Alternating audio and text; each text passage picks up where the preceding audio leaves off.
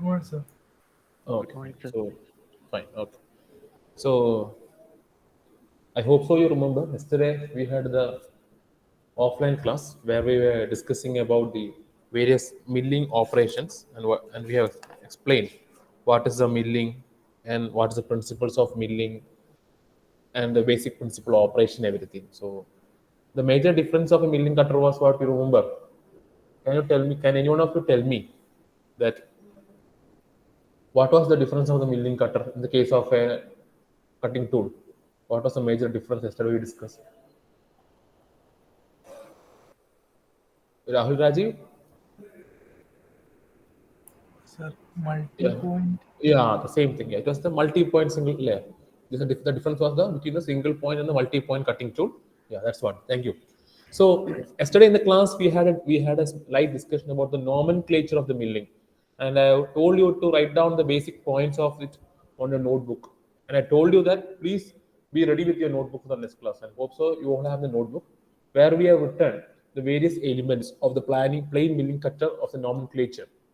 So this is the basic figure. Okay, so this is the basic figure which represents the various parts. Okay, so here we will be discussing about the various portions. Like first one is the body of the cutter. Okay, first one is the body of the cutter. As we discussed yesterday, it is a part of the cutter left after the exclusion of the teeth. See, you can see the teeth. Okay, you can please look on the cursor. You can see the teeth on the sides of the cutting tool, while the body of the cutter is, it is the part of the cutter. Okay, it is mainly the part of the cutter left after extrusion of the teeth.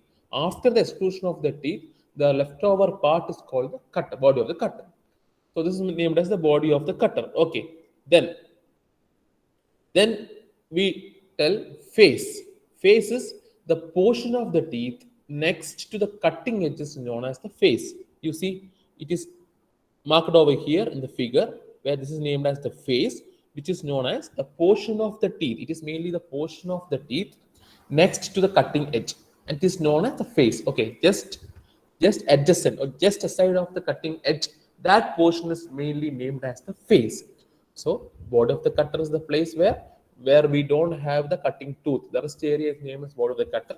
Second point was the face, where the face is just the portion next to the cutting edge is known as the face. Then comes the land. Here you see the land. I have seen the cursor. This is the land. Okay. In the land means the relieved back portion of the tooth. Okay. The relieved back portion of the tooth adjacent to the cutting edge. It is relieved to avoid interference between the surface being machined and the cutter.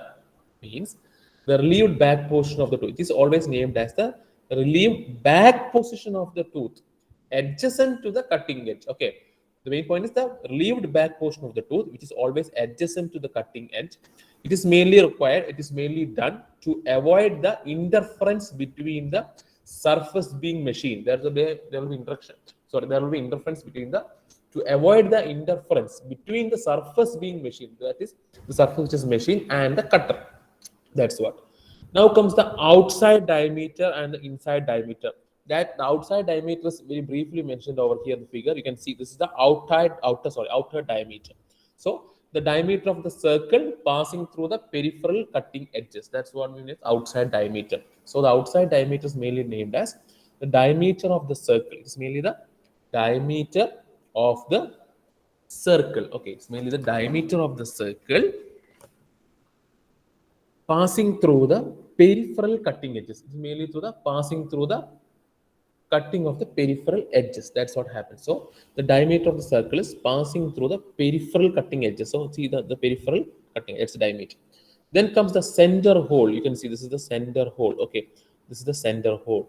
So it refers to a hole present at the center of the cutter. On the cutting tool, we will be having a hole which will be attached to a spindle. That's what. So it refers to a hole present at the center of the cutter. It's mainly at the center of the cutter where a keyway is cut inside the hole. Normally, a keyway, small keyway, is always cut inside the hole. That's what happens in the case of a center hole. Means it refers to the hole present at the center of the cutter where a keyway is cut inside the hole.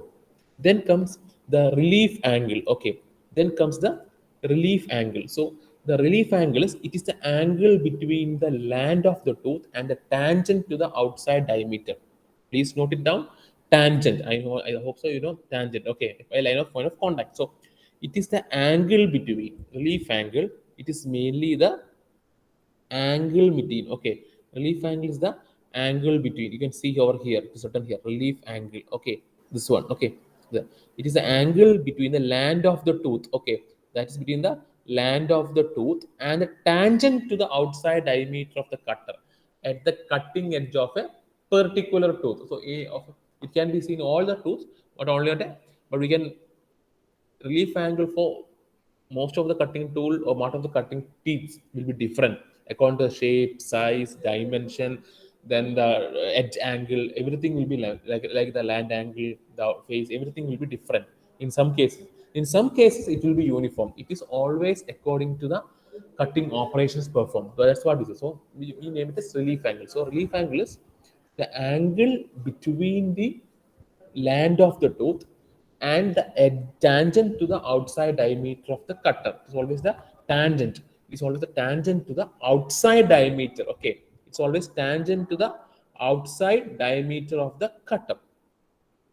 Okay, at the cutting edge of the particular tool, at the cutting edge of the particular tool, at the cutting edge of the symbol particular tool. Then comes the primary clearance angle. Okay, then comes the primary clearance angle. So it is always the angle between the back of the tooth. Remember, it is always the angle between the back of the tooth. That is meant by the primary clearance angle. So you can see over the figure over here. This is the primary clearance angle. That is always, it is always mentioned as the angle between the back of the tooth. Okay, and the tangent drawn to the outside diameter of the cutter at the cutting edge. Okay, so you can see the difference in the relief angle and the primary clearance angle. Both are, it is the, here in the case of relief angle, it is the angle between the land of the tooth and tangent to the outside diameter. It is the, here the back of the tooth and the tangent drawn to the outside diameter of the cutter of the cutting edge. Both are different. So there is a small difference. That's the land of the tooth and the tangent to the outside diameter. Here it is between the back of the tooth and the tangent to the outside diameter. Now comes the secondary clearance angle. So all this has small difference only. So you can just differentiate and study and keep it. Okay. Then comes the second clearance angle. So the second clearance angle is, it is the angle formed. It is mainly the angle formed. Okay. Secondary clearance angle is the angle formed. It is the mainly the angle formed by the secondary clearance surface. It is mainly the angle formed by the secondary clearance surface or secondary clearance angle. You can see here relief angle, primary clearance angle, and secondary clearance angle. Here also you can see here primary clearance angle. Okay, then secondary clearance angle, and then comes the, here we mentioned the rack angle also. Okay, then now we are discussing about the secondary clearance angle. So it is the angle formed by the, this one, it is the angle formed by the secondary clearance surfaces, the second one. Okay, secondary clearance surfaces and the tangent to the periphery of the cutter at the cutting, and the tangent, a line joins a tangent to the periphery of the cutter at the cutting edge, to the periphery of the cutter at the cutting edge. That's what happens in the case of a, what secondary clearance angle means. It is the angle formed by the secondary clearance surface. Okay, it is mainly the angle formed by the secondary clearance surface and the tangent to the periphery of the cutting at the edge, cutting edge. It's always the tangent to the periphery cutting edge. Then comes the rack angle. You can see over here and you can see over here, the same figure. Okay, this is the rack angle, the angle measured in the diametral plane between the face of the tooth and the radial line passing through the cutting edge of the tooth. So this is the radial line, okay, passing through the cutting edge of the tooth. So the angle measured in the diametral plane between the face of the tooth, that is the face of the tooth, and the radial line passing through the cutting edge of the tooth. The rack angle may be positive, negative, or zero. Cutting forces can be reduced with positive rack angle. Just note it down.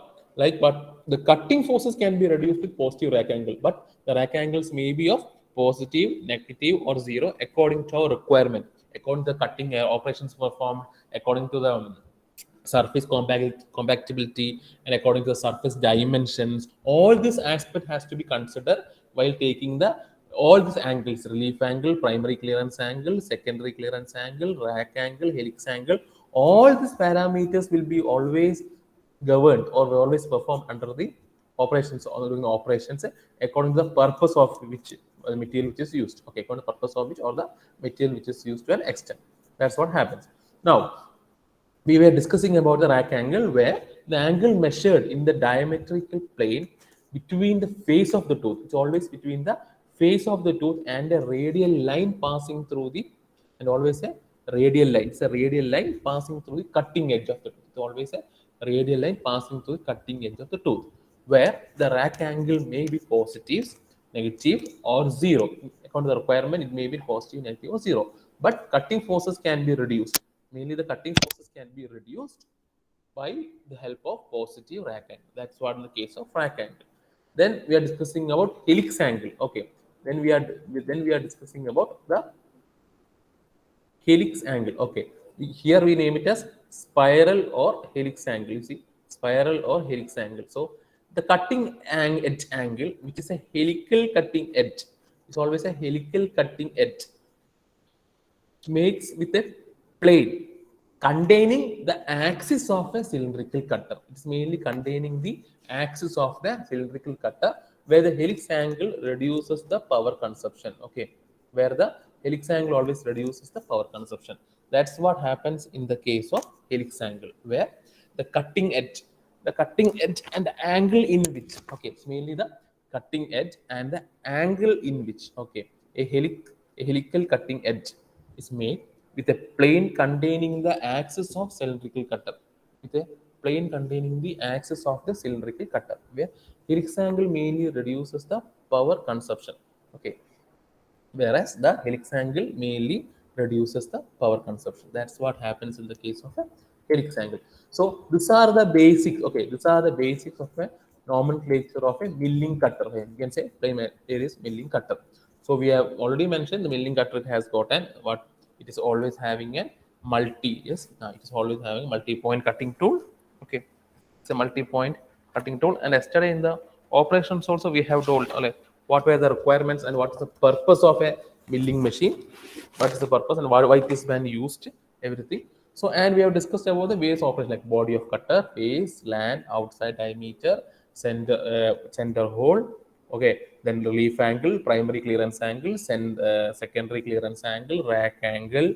Okay, phase, all these factors has been discussed in the case of them, which is always related to the cutting. Okay, cutting tool. It's always related to the cutting tool. So this is what happens. We can have a basic idea of the nomenclature of a milling cutter. Now, so now at the point of time, now at the point of time, you have an idea of what you mean by milling. Okay, what's the working principle? What and how do you specify a milling machine? And then the nomenclature of milling. So all this you have an idea. Now, after that, okay, after that we can have what we can say uh, the various cutting forces in milling. Okay, we can have an idea of the various cutting forces in milling. Okay, the various cutting forces and or tool holding devices in milling. So okay, so before that, okay, before that, okay, we'll have just a small, very small brief idea of, very small idea of the milling machine attachments and everything. So this is the drive mechanism, and where we can find the various types of milling machines. So various types of milling machines. So actually, I had an explanation of milling machine where we have discussed we have discussed what's a milling machine, what's the purpose, but we have given a small representation where we can have the basic milling. We will just have an overview. It is almost the same. You can see the. I'll show you the figure. This is a horizontal milling machine which is normally employed. Okay, this is a horizontal milling machine. So yesterday we have drawn a simple figure, but we can see a R bar, and this is the our what, this is our cutting tool. Okay, this is the spindle, and this is the table, and this is the saddle. So where we place the workpiece. So this is the mainly the horizontal milling cutter. Okay, there are various types according to the requirement. There are various types of milling cutter like horizontal milling cutter, vertical milling cutter, all that. But okay, today we will have just an idea of what's the I already told what's the milling machine. Okay, so the main purpose is the milling machine is a process of removal of metal by feeding the work against a rotating multi-point cutter. This we are told yesterday. It is found in shops where tools and cutters are manufactured. The surface obtained by this machine tool is superior in quality and more accurate and precise, where the cutter rotates at a high speed, and because of multiple cutting edges, it removes the material at a very fast rate. So the main points was what milling cutter is it's a rotating multi-point cutter. Okay, mainly found in tools and cutter shops. It has more accuracy and high quality and precise, and automatically the cutter rotates at a very high speed and multiple with help of multiple cutting edges. Regarding the multiple cutting edges only, we have discussed the nomenclature regarding the land, everything. Okay, then the machine can also hold two or more number of cutters at a time. That's why the milling machine finds wide application machine shop. So now comes the basic machine part. Okay, so the last class we have told the small representation, but here we can say this is the basic types of a milling machine, horizontal milling machine, which we employ in our labs. Okay, in our lab, shop floor, everything for the purpose. So this is the basic. So you can see the spindle, column, base, elevating screw, knee, saddle, stable, arbor support, arbor, everything will be, these are the main parts. Okay, so as you have a small idea of the parts, because since we have discussed all this in the basic parts in lathe, shaper, everything, so you'll be having basic idea. So I'll just run it out, already read it out. So the principal parts of milling machine, first one is the base. We know every time it is made of cast iron. Why? Because it support all other parts of the machine tool. At a point of time when doing certain operations, large amount of vibrations are, it will be absorbed since the base is very heavy. That's what a vertical column is always mounted upon the base, where in some machines the base serve as the reservoir for the cutting fluid. Okay, this is what happens in the case of a base. Okay, so in the base is like the basis mainly of what means the principal basis, the it is made of cast iron. It mainly supports all the parts of the machine tool, like our, we can say example in the case of an automobile like chases, it mainly supports the base. Every all the loads will be dependent on the base. So a vertical column is mounted upon the base. So in some machines, the base serves as a reservoir for cutting fluid. Then the second one, it is always the column. Okay, second one, it is the column. Column means what? Column, it is mounted upon the base.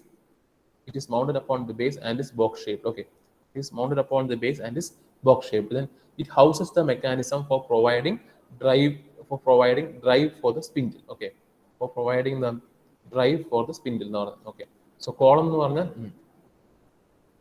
it is mounted column. It is mounted upon the base and is box shaped. Okay, it is mounted upon the shape base and is box shaped. That's what happens in the case of column, which is mainly mounted upon the base and it's a comparatively box shaped, where it houses the mechanism for providing the driving for the spindle. So it mainly houses the mechanism for providing the drive for the spindle. That's what happens in the case of a column. Okay, it houses the mechanism for providing a drive for the spindle. Then the front vertical face of the column is machined accurately to form dovetail guideways for the knee to move up and down.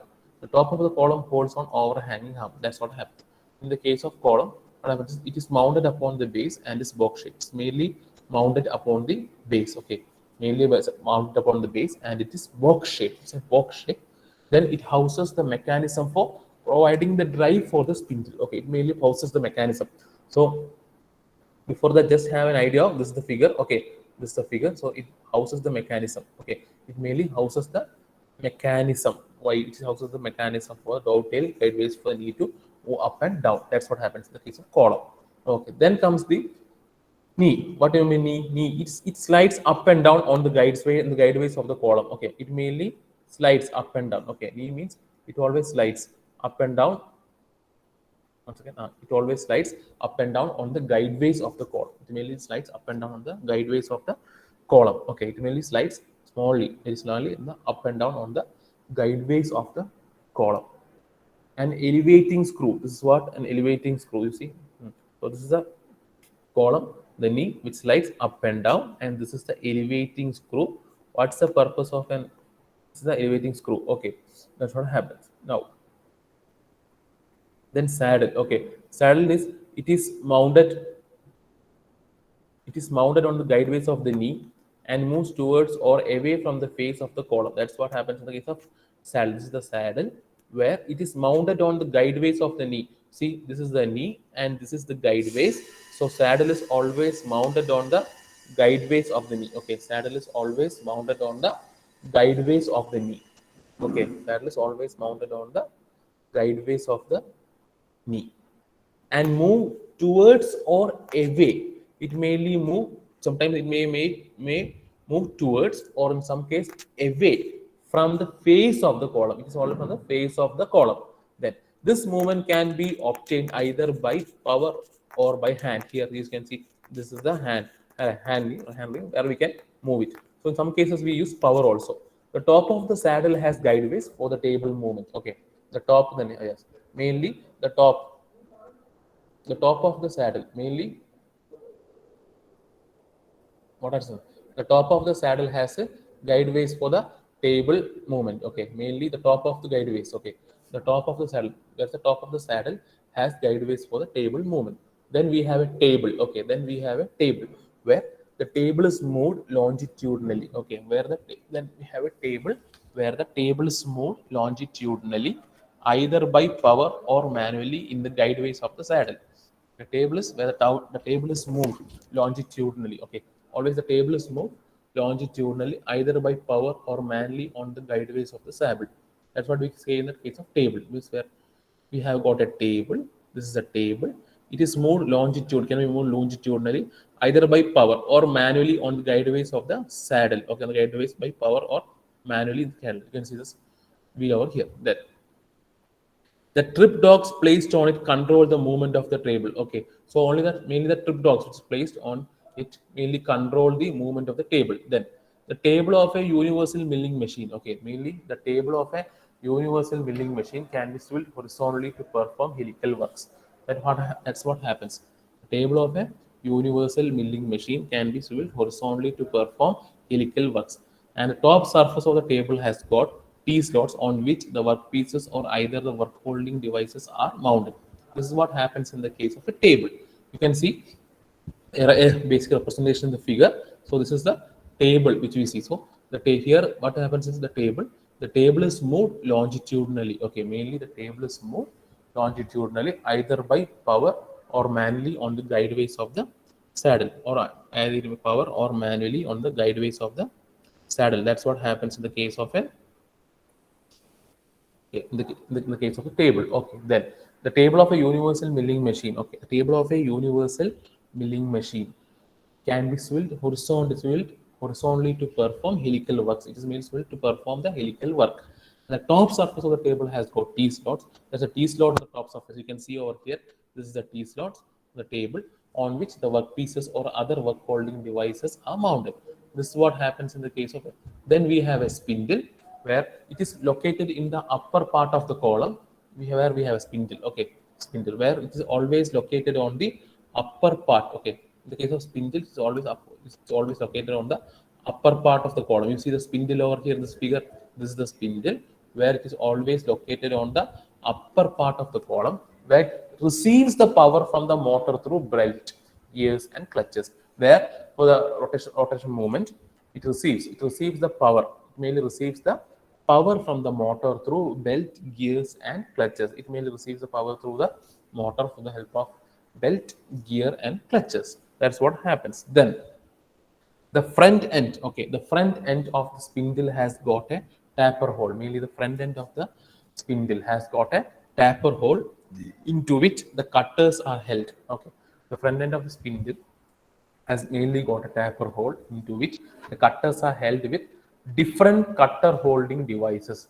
That's what happens in the case of spindle. So it is located on the upper part of the column. You can see in the figure, this is the figure, and it is in the upper part of the column it is located.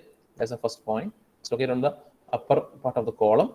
It receives power from the motor through belt, gear, and clutches. So it always receives power through that. The front end of the spindle has got a taper hole. You see the front end. Okay, mainly the front end of the spindle has got a small taper hole.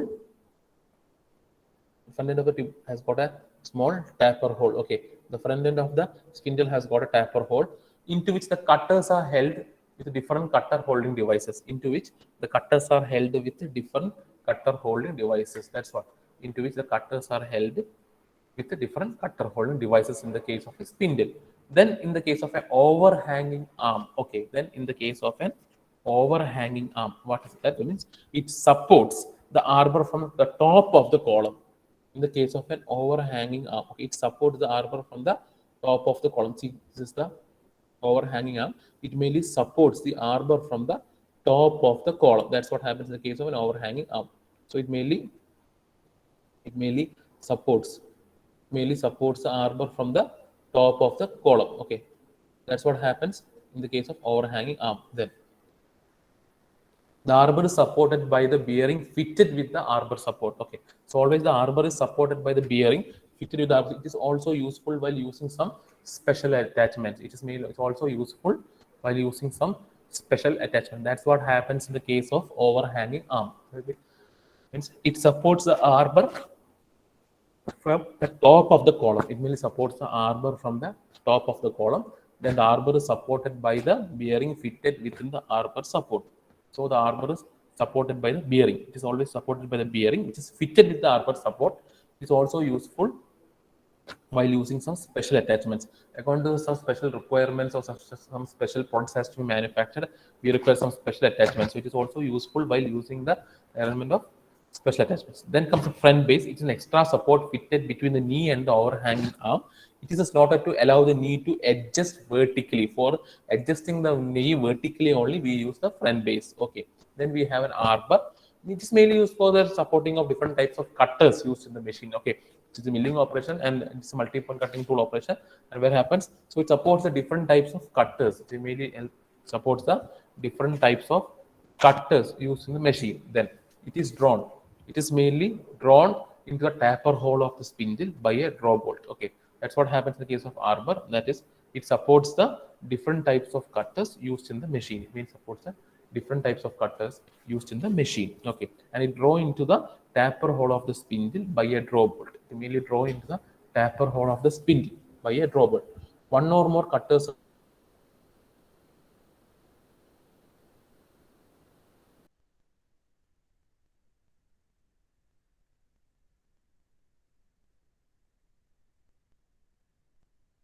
taper hole of the spindle by a draw bolt. Okay, it is always drawn into the taper hole of the spindle by a draw bolt, where one or more cutters are mounted on the arbor by placing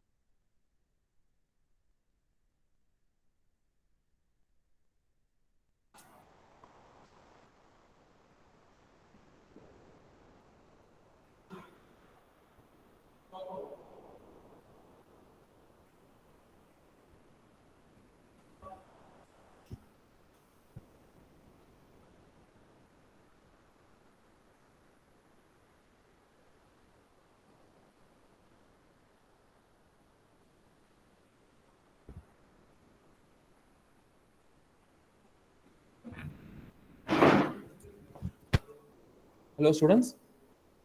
There was a small network issue. Okay, it has been restored. Am I audible now? Yes, sir. Yes, sir. Fine. Okay. So, so till where did you hear? What was the contents? Can you just tell me? What were you explaining?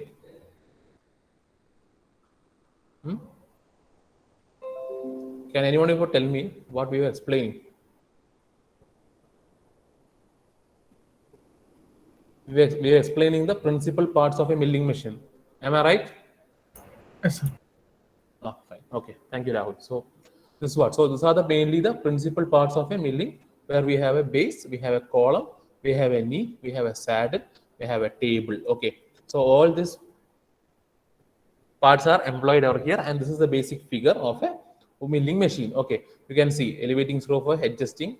Then we have an what we have an knee which can move horizontally. Then this is the arbor, and this is the spindle, overhanging arm, spindle, column, base, everything. So this is the main support. So that's what happens. So just remember the basic parts is Base. Base we can say one word. It's normally for the support, act as a reservoir cutting fluid. Then the column. Okay, the column is it houses the mechanism of providing driving for the spindle. Then knee. It slides up and down for the guideways. It has for course direction. Then saddle is the top of the saddle has a guideways for table. It is mainly helpful for table movement. Then table where we can hold the work pieces. Okay, it has got T slots for holding the work pieces and the mounted everything. Then we have an spindle which is mainly located on the front of the column, through which it is where the movement is transferred through the help of belt, gears and clutches, and which is happening in the case of holding devices. Then we have an overhanging arm. Okay, so it is also useful for other special attachments. Now we will have a small thing of advantages of milling cutter. Okay, advantages and disadvantages of milling cutter, both we can say it together. Okay, advantages and disadvantages of a milling cutter, where we say it is as we say it, where we tell it as the metal is removed as a faster rate as the cutting has got multiple cutting edges and rotates at a higher speed. That is an advantage. Okay, where the metal can be removed at a very faster rate as the cutter has got multiple cutting edges. As you can see in the figure which you had drawn yesterday in the offline class, the metal is removed at a faster rate as the cutter has got multiple cutting edges and rotates at a higher speed. Then it is possible to perform machining by mounting more than one cutter at a time. It is also possible. You can see in the figure which I discussed just now before basically the parts of a milling cutter. Okay, so where it helps to possible for performing machining by mounting more than one cutter at a time. Or not only one cutter, more than one cutter can be used at a time for the cutting operation. Then the table of machine can be moved to an accuracy of 0.02 millimeter. Okay, that's what happens.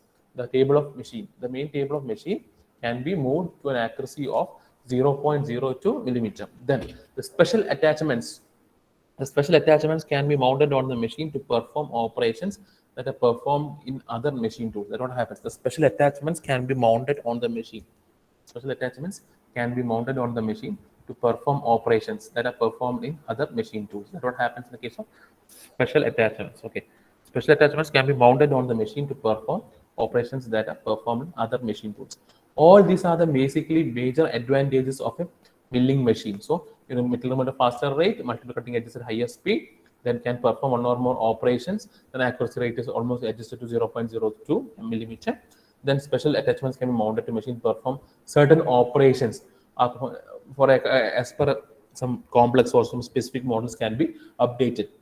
But the major disadvantage is the cost of the milling machine, milling cutters are high. Okay, mainly the cost of the milling machine and the milling cutters is comparatively very high. This is what happens in the case of an advantages and disadvantages of milling cutter. So that's what happens in the case of. So we have discussed them. What is milling cutter, the operations, the nomenclature, then what are the basic parts of a milling cutter. Okay, all this. Then we are just moving into the cutting forces. Okay, we'll come to types of milling cutter of some time, but now we'll go for the cutting forces in milling process. Okay, these are the mainly the cutting forces. Okay, in the case of a milling cutter, we have various cutting forces. Okay, this is what the major cutting forces of a milling cutter. So you see in milling, the cutting forces are exerted to shear away the material in the form of a chip. See, so this figure shows a basic representation of how the material is removed, how the cutting is. It's a very simple figure. This shows the basic representation. The whole machine figure which we have showed is a plain milling machine was in the just before 2 minutes we have showed the figure. Okay, where we have a basically milling machine and it is always attached to the arbor. So the cutter will be always placed in the arbor and it is always attached to the spindle, and where we have overhanging arm, column, knee, everything for the support of the milling process. So in the case of all this, we look at cutting forces. So where there are various cutting forces employed in the case of milling machine. So in milling, okay, in milling, the cutting forces are exerted to shear away the material in the form of a chip. In the case of milling, the cutting forces are mainly exerted to shear away material in the form of a chip. Then the knowledge of cutting forces is essential for the following reasons. What are the basic knowledges for the cutting forces? Like estimation of the cutting power consumption. It's always the amount of power or amount of energy required for the cutting. So estimation of cutting power consumption is there. then the power, output, everything. Then structural design of the machines, fixture, tool system. It also plays a very important factor, like the how's the structural design, whether it is feasible, whether it is employed, whether it is okay, or it is or will it meets the current standards. That's what the structural design of the machine. That's what we say it as the structural design of the machine, where fixture, tool system, everything has been employed. Then the third one is the evaluation of role of various machining parameters like cutting speed, feed, tool geometry, cutting fluid, etc. on cutting forces. So these are the various points where the evaluation of a role of various machining parameters. So you already know the various machining parameters that we have discussed in the case of, even in the case of lathe, paper, planner, slotting, all this. So here also we have an evaluation of the role of various machining parameters like the cutting speed, then the feed, then the tool geometry, then the cutting fluid, etc. on the cutting forces. Then the study of behavior and machinability characteristics of work materials. So all these factors has to be considered in the case of the various cutting forces employed in the case of milling machine. So that's what. So now let us consider the cutting forces due to a single tool engagement of a plain milling cutter. Okay, let us consider the cutting forces due to a single tool. We are using a single tool of a plain milling cutter where the tangential force, okay, PT, force will be tangential force PT. So workpiece, this is the most important force. So we will be always having a tangential force. That's a single point, a point at which. But when the tool is rotating, all tool points will be directly hitting on the workpiece, where the material removal will be taking place. That's what happens. So, like the types of tangential force or PT, okay, force will be tangential. Okay, that's what we say. For time being, everyone just okay. For time being, everyone just note down these equations before writing. The tangential force PT generates the torque, where torque T is equal to PT into capital D by 2, where PT is the tangential force and D is the diameter of the cutter, and the power consumption for milling is 2 pi NT, where N is the RPM of the cutter. Just note it down this. Writing cut, the heading as cutting forces in milling, okay, cutting forces in milling process, and then write the tangential forces, okay, tangential forces, PT generates a torque. That's what. So you just say that also, okay, just note it down.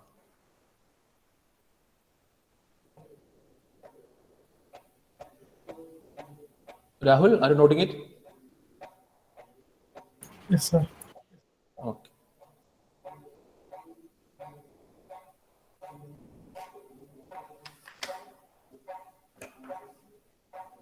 By the meantime, we will have the attendance for the fourth hour.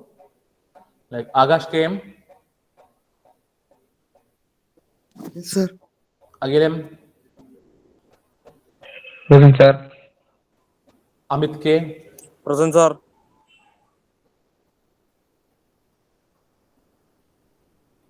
Andrew Suresh, Present, sir.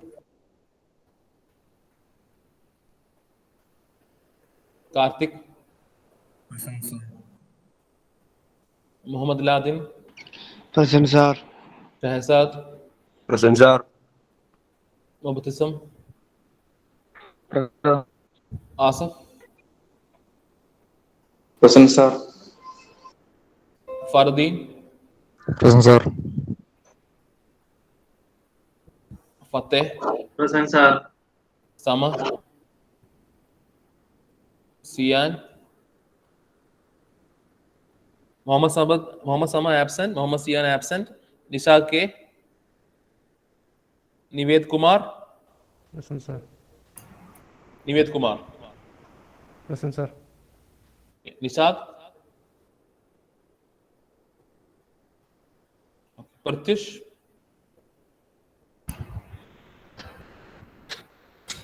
Pratish,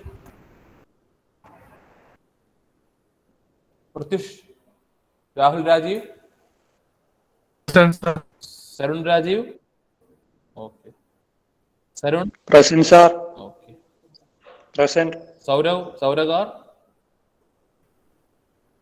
Present, sir. Saurav Srijit, Present, sir. Sriraj Vijayan, Present, sir.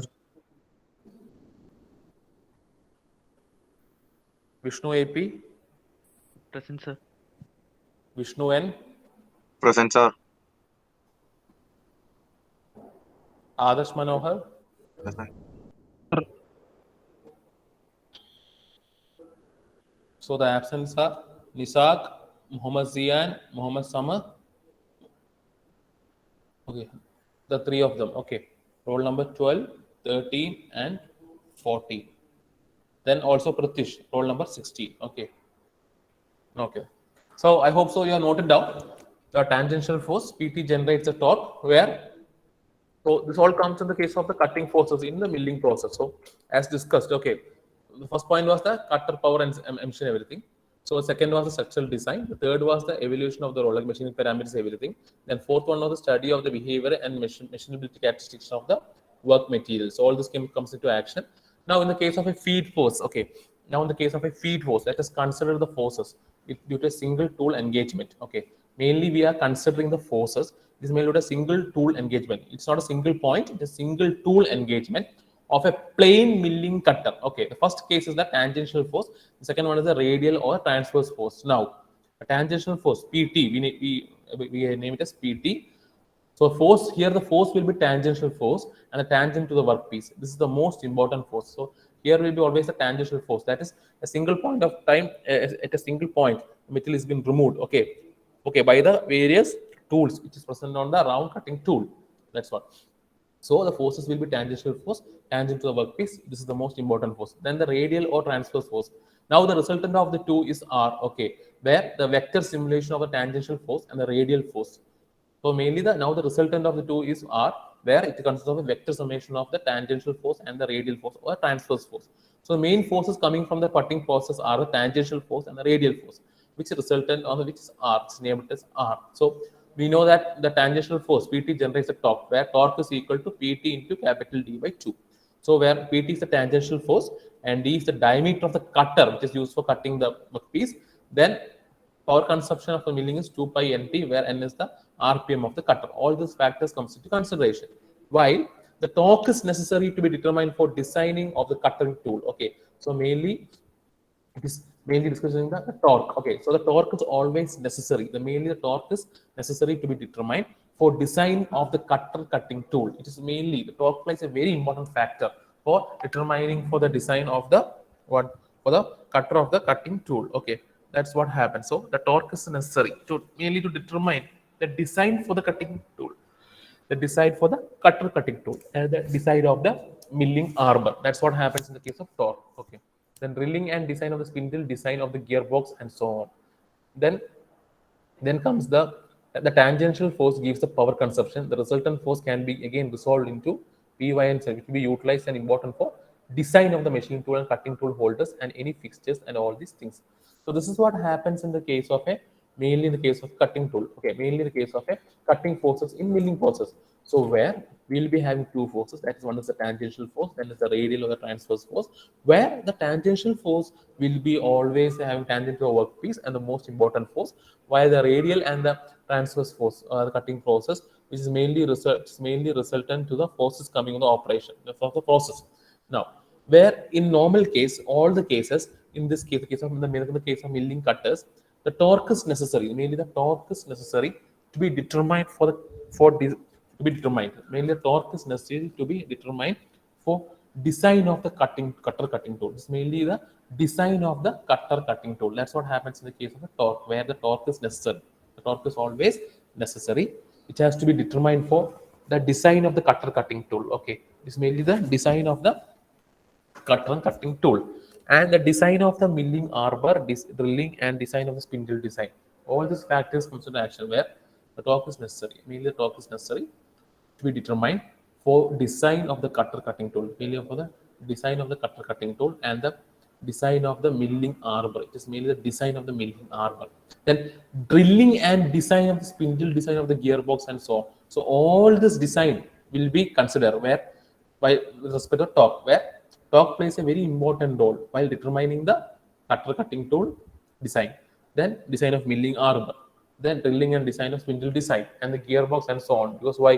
Because we have to calculate the amount of torque metal employ, which may causes vibration, or it may, if the material is not strong, or if the thickness is reduced, it may reduce the cutting action of the or breakdown or the wearage or everything. So the torque plays a very important factor. So we have to first determine the torque. That's what happens. Then, thus, tangential force gives the power consumption, and the tangential force always gives the power consumption, and the resultant force can be again resolved into Py and Pz. It will be utilized and important for design of the machine tool. It's mainly the design of the machine tool and the cutting tool holders and any fixtures of all things. So these are the major factors mainly considered in the phase of a in the milling process. So can any one of you say what are the major forces we are considered in the case of cutting action and the milling process? Any one of you?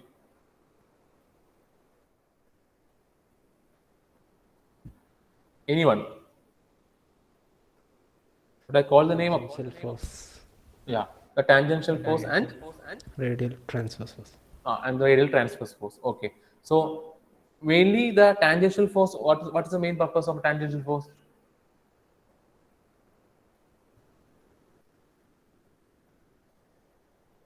What are the factors?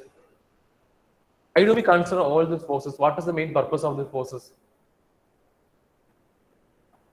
Then what is the purpose of a milling operation?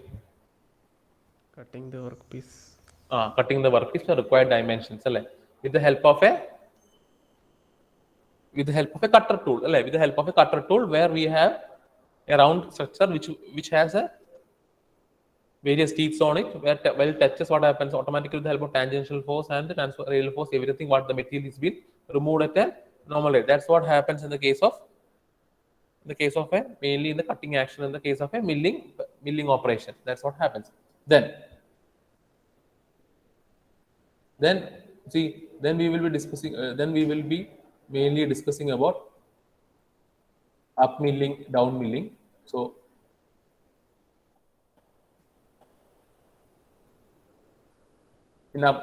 before that, okay, we will be having a discussion of calculation of the machining time. Okay, it's mainly the calculation of the machining time. That's what we say in the calculation of the machining time. Now we can say the various factors in calculation of machining time. It's mainly the thing we have already have a small idea, like what this is what the basic thing of calculation of the machining time, where we have the cutting speed. Okay, cutting speed, feed, and depth of cut. These are the mainly the factors which are considered for the calculation of the machining time. Okay, that's what. So in this case, what happens is first one is the cutting speed. Already I know, I hope so. You have seen this equation. Where do we have seen this equation before?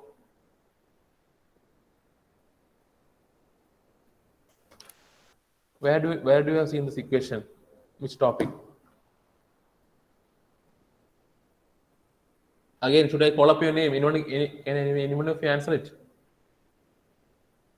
I'm just asking, you have seen this equation and I'm showing the slides also. Just tell me where you have seen this equation before in our subject. Yes, Rahul, tell me.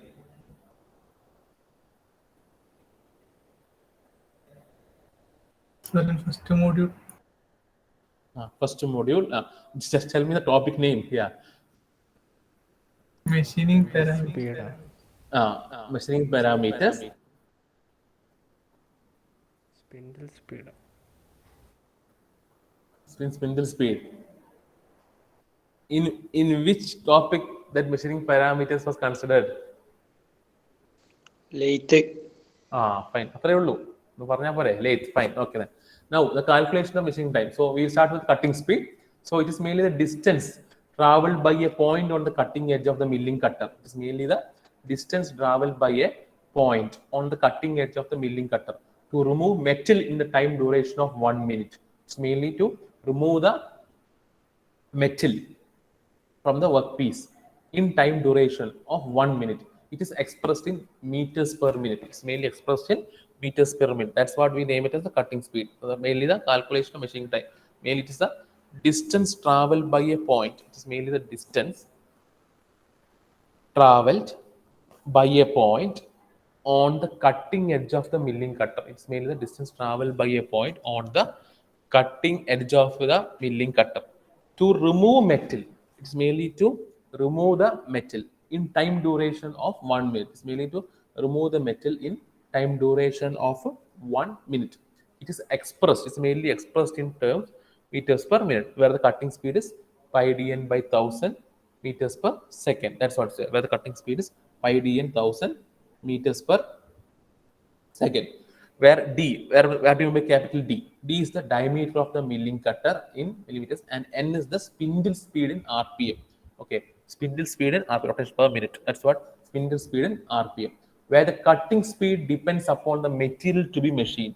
Mainly the cutting speed will be always depending upon the material which has to be machined, and the cutter material, the depth of cut, the feed, the type of operation, and the coolant used.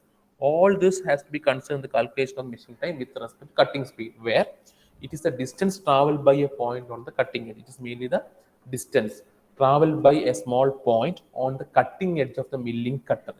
On the cutting edge of the milling cutter to remove the metal in time duration for 1 minute. To remove the metal in time duration for 1 minute, where it is expressed in meters per second, while it is normally expressed in meters per second. That's what expressed. Then cutting speed is pi dn by 1000, that is meters per second, where D is the diameter of the milling cutter in mm, which is the spindle speed in RPM.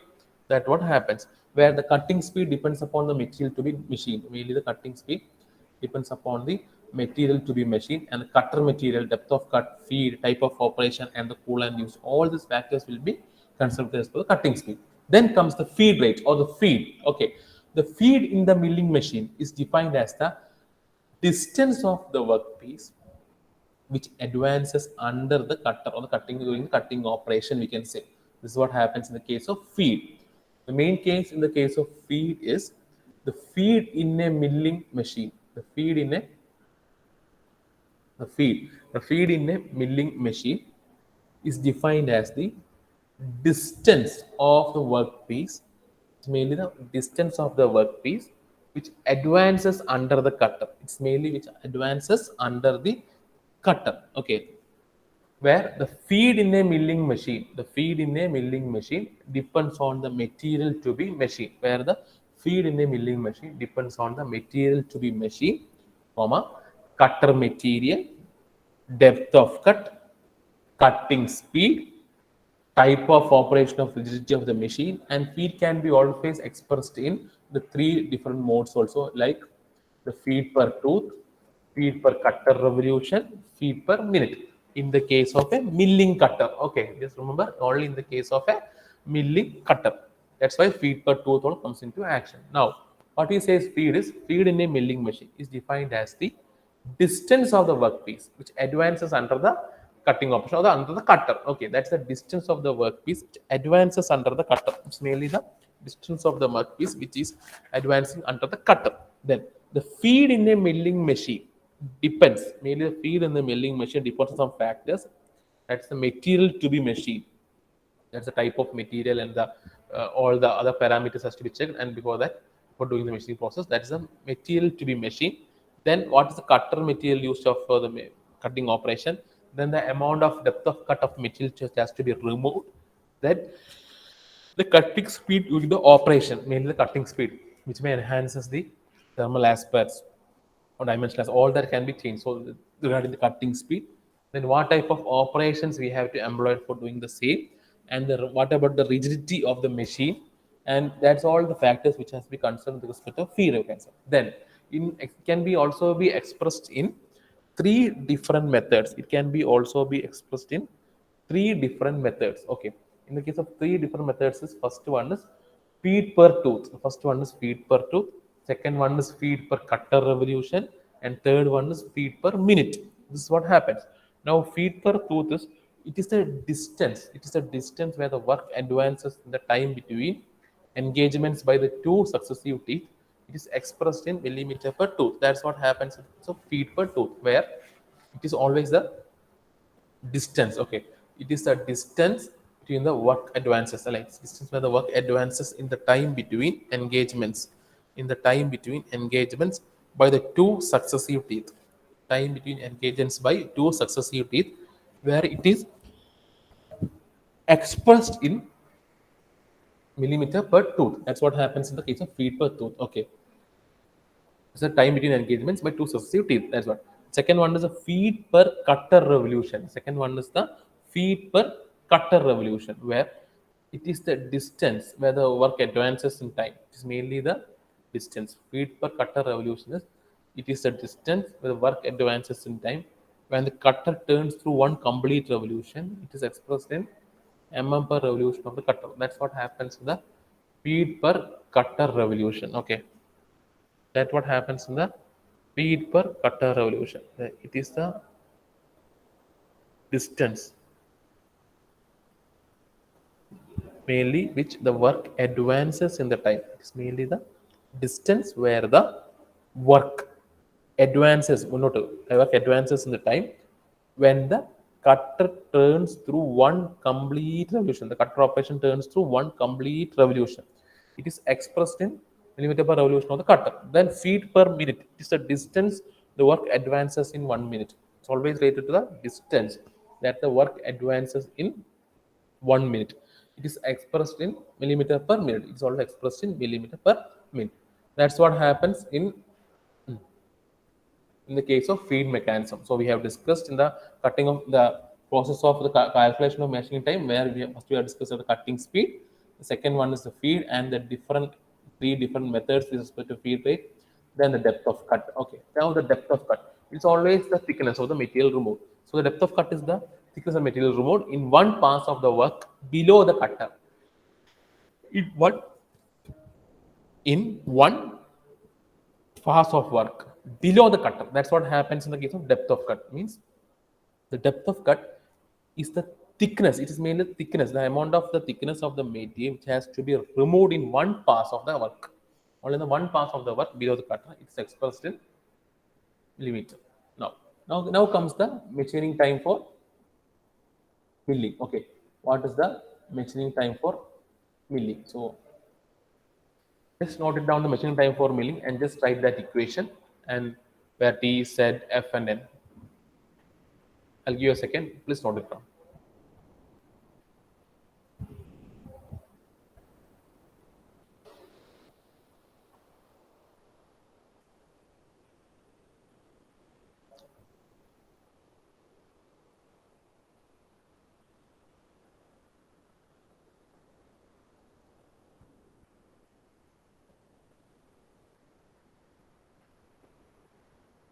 Okay, now we can start with the machining time for milling. Okay, now we can start with the machining time for milling, where the time required to mill a surface. It's the time required. It's mainly the time required to mill a surface for any operations can be calculated by this formula. That's what. It is mainly the time required to mill a surface for any operations. Mainly time required to mill a surface for any operation that can be calculated from the formula, where T is equal to L by F into Z into N, where T is the time of machining in minute. It's merely the time of machining. It's where T is the time for machining in minute, and Z is the number of teeth. F is the table feet per tooth in mm. F is the table feet per tooth in mm, and N is equal to RPM. These are the machining time for milling. Okay. So the machining time for milling is the time required. The time required to mill a surface for any operations now, for any operations can be calculated by using this formula, where capital T, that is T, is the time for machining in minute. Okay. Then Z is the number of teeth of the cutter tool which is being employed. Then F is the table feet for per tooth in mm. That's the feed rate of the table, movement of the table for in mm. Then N is the RPM, revolutions per minute, for the movement of the workpiece, and number of the revolution. Okay, that's the rotations per minute for the case of RPM. These are the important factors for the machining time for milling. Okay, these are the important factors for the machining time for milling. Okay, then now we will go to the topic of indexing. Okay, now we will be going to the topic of indexing. Okay, what do you mean by indexing? That's what happens. What do you mean by indexing? So what am I indexing? Indexing head, then dividing the head of the milling machine. All this comes into head. So this is what we name. You can see a symbol figure also, indexing. Okay. Then dividing heads, what am I plain indexing, optical indexing, universal indexing, indexing methods, types, everything. So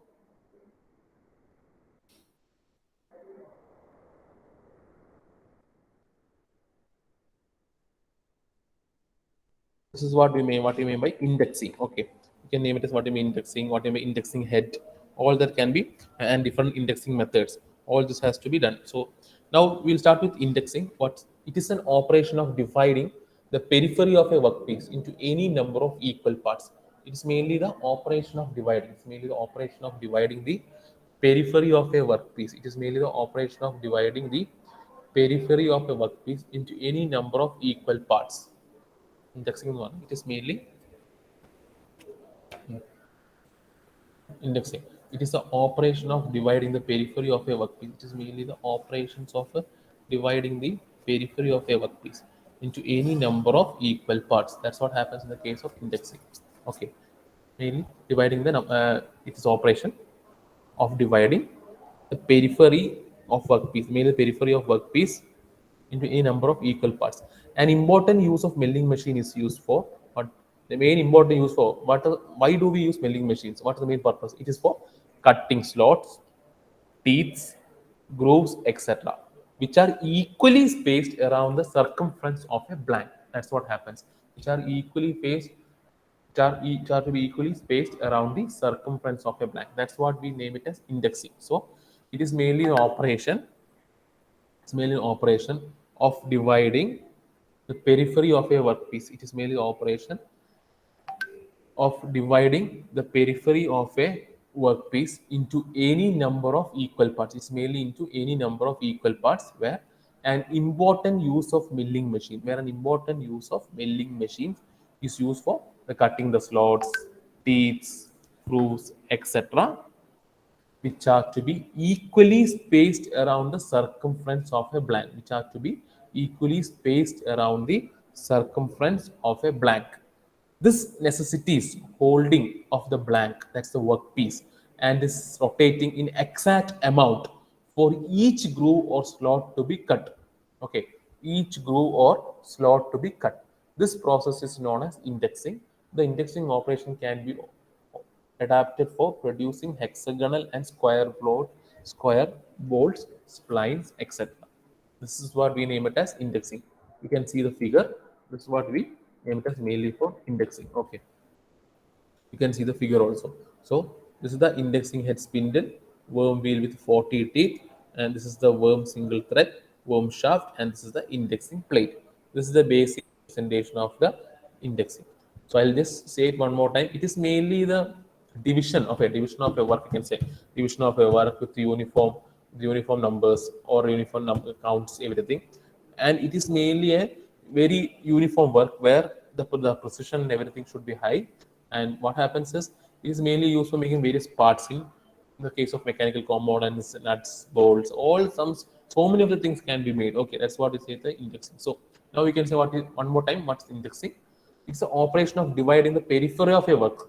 It's mainly the operation of dividing the periphery of a workpiece into any number of equal parts. This is what happens.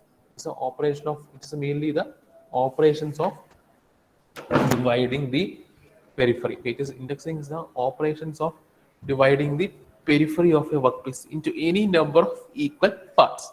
That's what happens in the case of indexing. Then, an important use of milling machine is used for cutting the slots, teeth, grooves, etc. That is an important use of milling machines. The main important use of milling machines is for cutting slots, teeth, grooves, etc. That's what happens in the case of indexing. So, it's the operation of dividing the periphery of a workpiece into number of equal parts.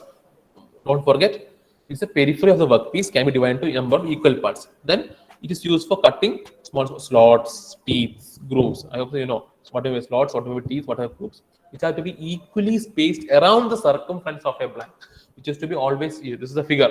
Okay, equally spaced before the circumference of a blank. That's what. This is the blank. Where's the blank one? This is the blank. Okay, where we have to face equally. Then the necessities of holding of the blank, that's a workpiece. The workpiece. The necessities of holding the blank, that's a workpiece, and rotating it to the exact amount for each groove or slot to be cut. That's the other next important point where the necessities of holding the workpiece should be done, or the blank, and rotating it to the exact number. It is mainly rotating it to the exact number which we required for each groove or slot to be cut.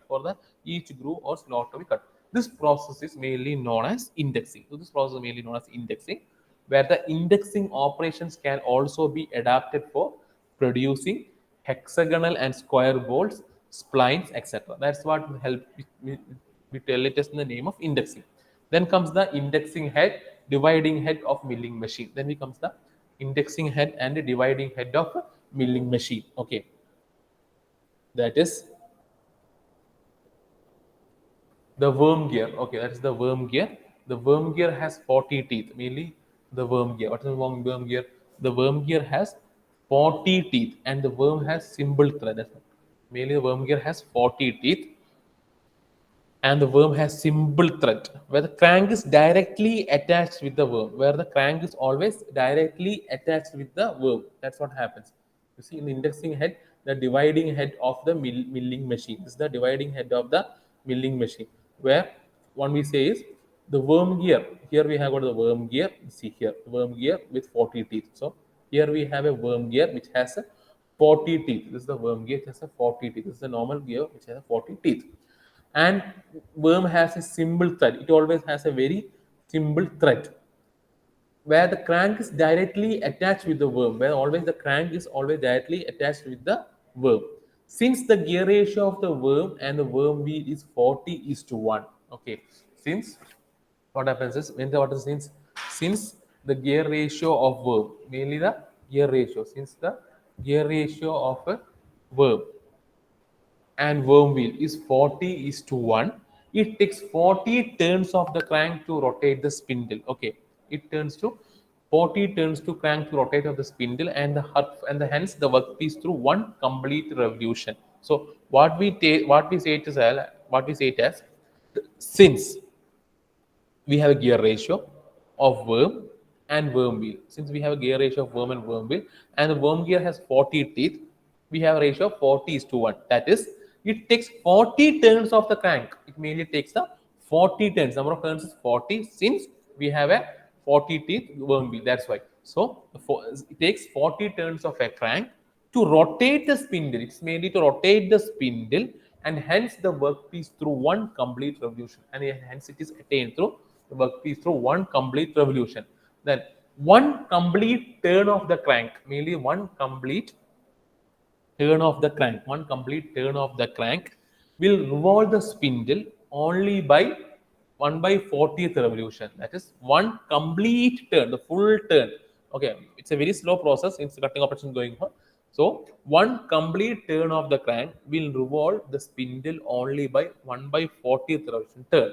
In order to turn the crank precisely, in order to turn, because there should be very accurate, high accuracy and high precision. That's why in order to achieve that, we have to turn the crank precisely a fraction of a revolution. For fraction of a revolution, indexing plates are used. For that purpose, the indexing plates are used. Indexing plates are used then. And indexing plate is a circular disc. Mainly, the indexing plate is a circular disc. The indexing plate is mainly a circular disc. That's what happens. So the worm gear is having mainly an indexing plate where it takes 40 turns. Then one complete turn of the crank will revolve the spindle by 1 by 40th revolution turn.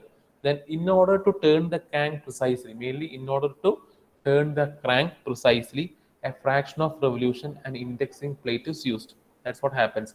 In order to turn the crank precisely, it is mainly in order to turn the crank. In order to turn the crank precisely, a fraction of revolution, where an indexing plate is used. Where an indexing plate is a circular disc. You can see the figure over here, where we see an indexing plate, which is always a very normal circular disc. That's what an indexing plate is. Circular disc having concentric rings, having normally small concentric rings of different numbers of equally spaced holes. That's what. So this is the indexing plate which is shown in the figure, where in order to turn the crank precisely a fraction of one revolution, we use an indexing plate.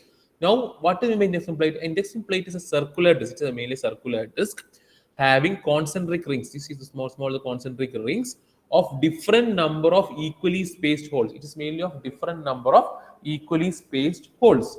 And Normally, indexing plate is kept stationary by a lock pin. Normally, indexing plate is always kept stationary by a lock pin. So, indexing plate is always kept stationary with the help of a lock pin. Okay, space normally with the help of a face pin, lock pin.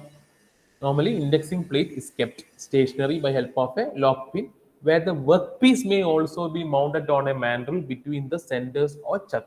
That's all. Where the workpiece may be also be, this is the workpiece, which may be also be mounted on the mandrel between the centers and chuck. Therefore, three indexing plates are used. These plates have concentric circles of holes with the different numbers as described below. It's as per the requirement. The numbers may vary. Okay. Then, if the pin is moved by one hole to the indexing plate in the circle of 20 holes, the spindle will be 1 by 40, 1 by 20, so 1 by 600 turn of one rotation. That's what happens. So, by moving the pin, we can calculate the number of one tenth of the tenth of the rotation required for the purpose. That's what we say. So, what is that? Is like if the pin is moved by one hole, okay, if there are three indexing plates where if the pin is moved by one hole on the indexing plate, that is if the pin is moved by one hole of the indexing plate, pin is moved by one hole of the indexing plate in the circle of 20 holes, mainly in the circle of 20 holes, the spindle will revolve 1 by 40 into 1 by 20, which is equal to, because since we have indexing plate, it's a 40 revolution. That's why if the pin is moved by one hole on the indexing plate, the circle of 20 holes where the spindle will revolve by 1 by 40 into 1 by 20, which is 1 by 600 turn of one rotation. This is what happens in the case of an this is what happens in the case of an indexing head or dividing head of a milling machine. What is the purpose of indexing plate and what is the basic structure of indexing plate? Then we have the various dividing heads are of three types. See, now the dividing heads are of three types, and we are not discussing about the indexing method. We are just saying the dividing heads, where we have a simple dividing head, universal dividing head, and optical dividing head. Now we can say it as a plain indexing head. That is, a plain dividing head has a fixed spindle axis, and the spindle rotates only about a horizontal axis.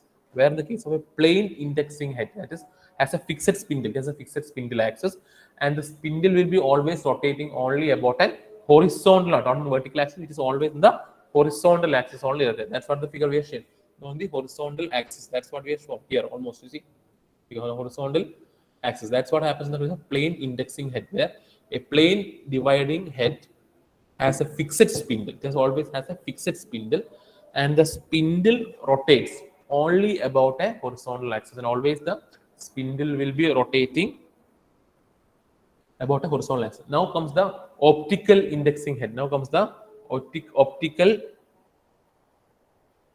indexing head. Now comes the optical head indexing head. That is, these models are used for high precision angular setting of workpiece. Okay, these models, these models are used for high precision. It's mainly used for high precision angular setting of the workpiece. It is mainly used for to attain high precision angular setting of the workpiece with respect to the cutter. It is mainly with respect to the cutter for reading the angles. An optical system is built into the dividing head. That's what happens in the case of an optical indexing head, where these models are used. Mainly these models are used for high precision angular setting. It's mainly for high precision angular setting of the workpiece with the respect to the cuttering operation for reading the angles. Mainly for reading the angles, an optical system is built. Mainly for reading the angles, an optical system is built into the dividing head. That's what happens in the case of an optical indexing head. Then comes the universal dividing head. Okay, then comes the universal dividing head, where, okay, then comes the universal dividing head. In this the spindle can be rotated at different angles. Mainly in this, here the spindle can be rotated at different angles. Here we saying it is a by spindle, the find this spindle which has got a fixed spindle, and spindle is only about a horizontal axis, and in the case of plane it is only in the horizontal axis. But here in the case of the optical system is there. So what happens? Setting of work with respect to the cutter. Okay, for reading the angle, the optical system is built to the dividing head. Now, in the case of universal head dividing head, where the spindle can be rotated at different angles in the vertical plane from horizontal to vertical. Okay, so there is an deviation. Deviation means it's almost, that's why it's named as universal. Okay, it can be obtained anyway. That's what it can be obtained anyway. That's why it's named as universal dividing head, where it can be rotated at different angles in the vertical plane from horizontal to vertical. And it can be used to do all types of indexing on a milling machine. It can be mainly used to do all types of indexing on a milling machine. That's what happens. Then, which is mainly the universal dividing head is mainly used for certain purposes, like mainly to impart indexing movement. Then for that's the second point. First point is for dividing head can set the workpiece in vertical, horizontal, or an inclined position relative to the table surface. That is, in the case of universal dividing head, it can be set a workpiece. You can set a workpiece according to what requirements, like vertical, in case of vertical or horizontal, or in inclined position relative to the really relative to the table surface. That's why it's named as universal, as said before. Then it is mainly done for imparting the indexing movement. It is mainly done for imparting the indexing movement. Then comes for imparting a continuous rotary motion of the workpiece for milling helical grooves. This is what happens in the case of a universal dividing head. Then comes the indexing methods. Okay. Then comes the various indexing methods. So then comes the various indexing methods. You can just see the name. It's direct indexing. This direct indexing. Second one is symbol indexing. Third one is compound indexing, and fourth one is differential indexing. That's what happens in the case of indexing methods. So different indexing methods. Okay. So it's like direct indexing. What do you mean direct indexing? Then what do you mean symbol indexing? What do you mean by compound indexing? What do you mean by differential indexing? This is what happens. So this we can have it in the just in the next class. Okay, what do you mean indexing? What is the indexing procedure? And then example is also given. What do you mean differential indexing? Everything. So before that, okay, you do one thing. You just draw this figure of this indexing, small figure. By the meantime, I'll take the attendance. Okay. Okay. 1 second. Just draw the figure. Rahul? Sir. No, just draw the figure. This symbol. Hope so it is visible, right? Yes, sir. The figure on the left hand side. Okay. By the meantime, I'll take your attendance also.